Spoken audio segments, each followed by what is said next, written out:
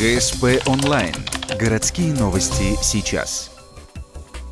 9 декабря отмечается Международный день борьбы с коррупцией. В рамках этого события прокуратура города провела ряд мероприятий. За последние 10 месяцев были выявлены нарушения по статье о контрактной системе. Основная задача – борьба с коррупцией. Для этого необходима открытость и объективность при закупке товара и выполнении услуг. После выполнения договора заказчик обязан внести в карточку контракта, размещенного на сайте, подтверждающие документы.